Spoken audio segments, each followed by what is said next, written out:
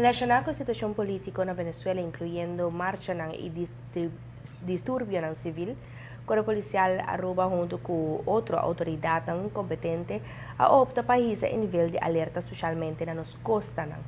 medida de prevenção aqui para evitar que o grupo não seja meio of busca melhor prevenir por cruzar la mai bem aruba. Relacionado com a situação aqui mesmo, mando policial desde esse man aqui acaba a isa em nível de alerta e publicou lo nota mais patrulha ng policial cerca de nos costa ng e alerta por encerrar extra controle riba movisyon tanto riba lama como na terra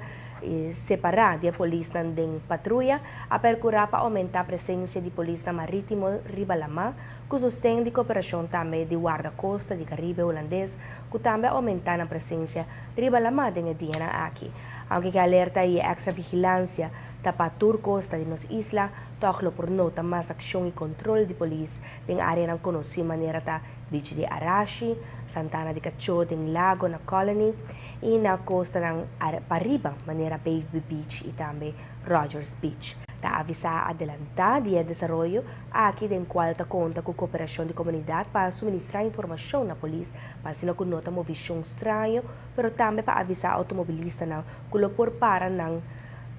qualquer momento para controlar também. Ta pedi desculpa for de award kaba para qualquer inconveniência, pero tapa por garantizar mais segurança na internos comunidade.